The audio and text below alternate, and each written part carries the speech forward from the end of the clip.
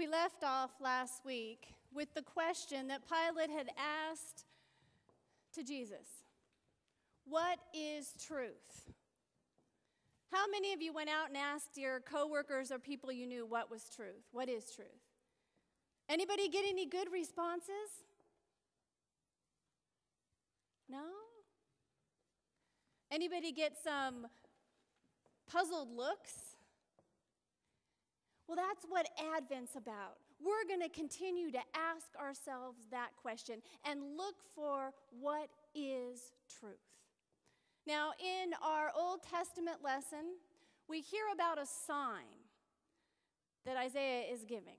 Now, to back up, King Ahaz has called Isaiah to come and help him make a decision. Now, the northern kingdom, the two kings of the northern kingdom of Israel, have asked Ahaz to join forces with them so that they might stand strong against the Assyrians who are going to come down and attack them. Now, Ahaz says, I really don't want to ask God for a sign.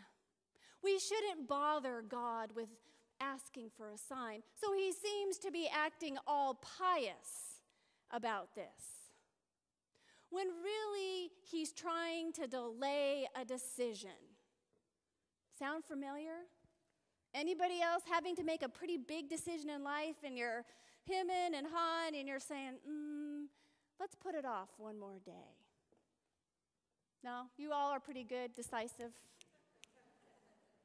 Good. But Ahaz wasn't.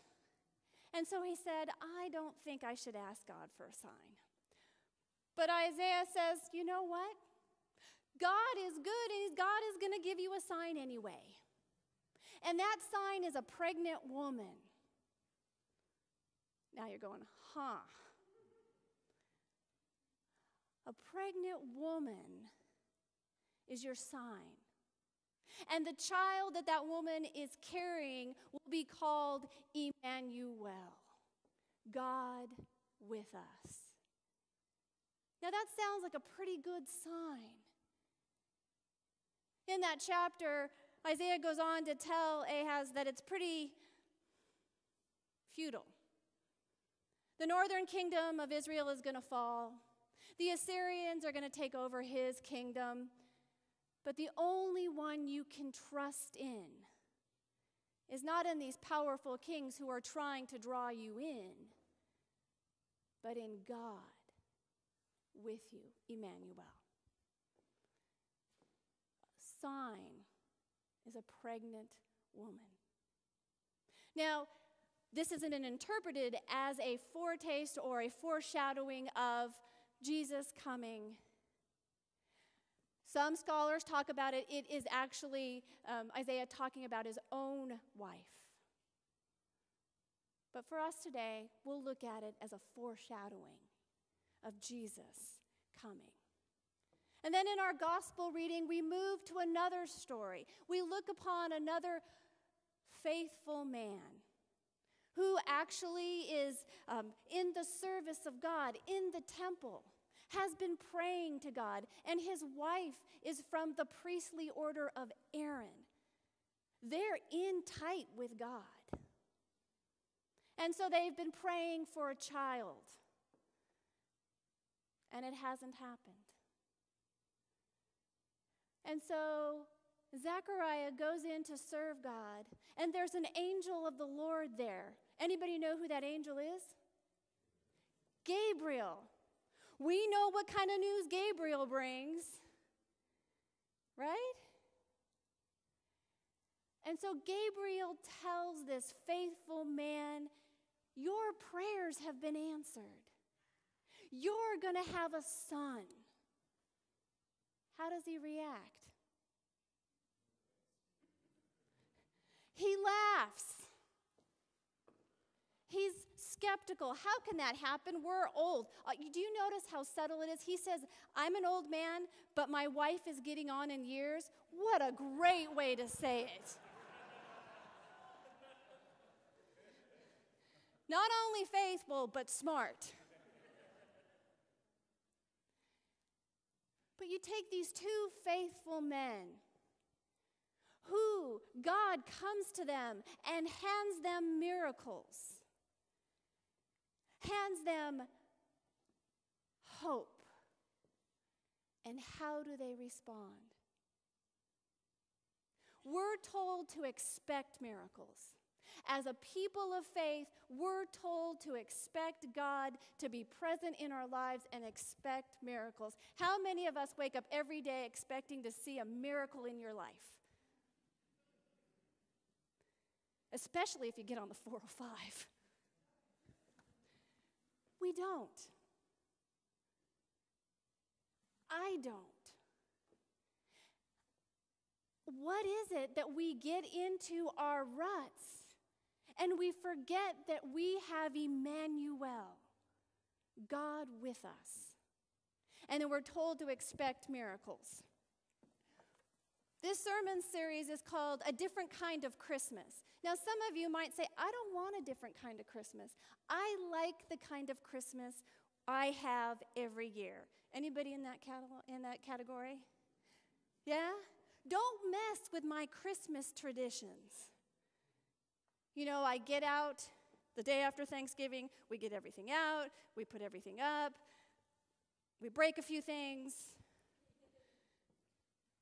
But we have this sense of order of how to celebrate Christmas. But as I was thinking about today, Christmas should be different every year. Christmas should bring us a different miracle every year in our lives. Yes, we celebrate the miracle every year of the Christ child. But what does that mean in our life? What miracle are we expecting today?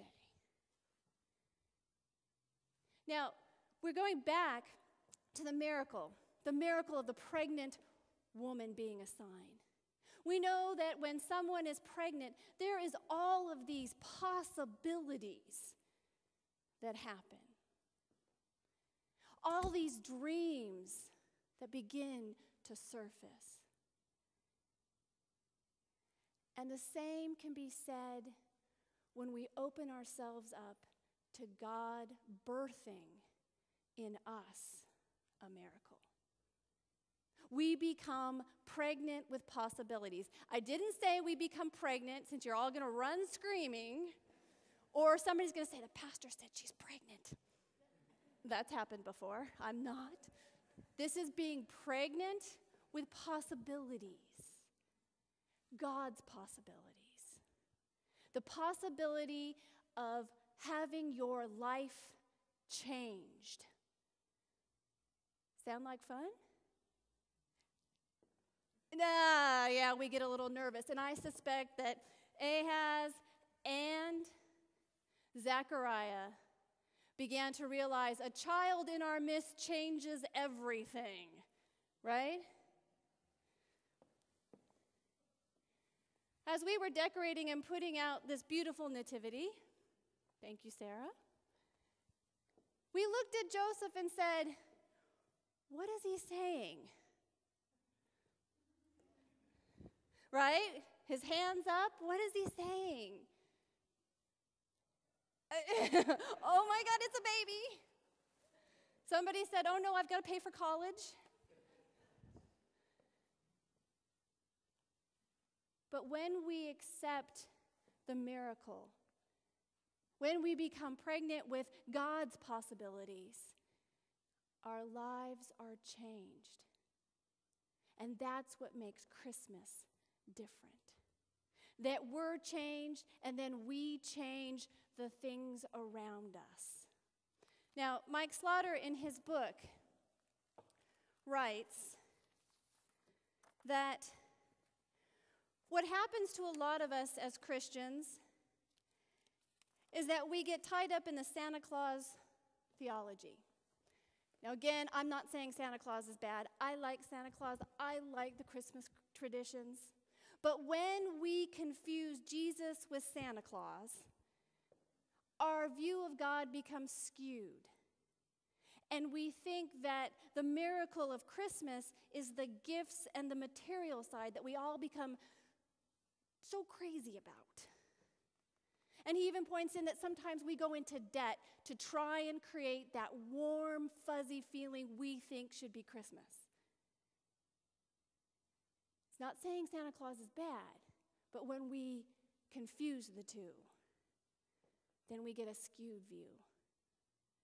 So when we're able to look at Santa Claus over here, Christmas trees there, and what they represent, they can help us see what Christ brings on Christmas.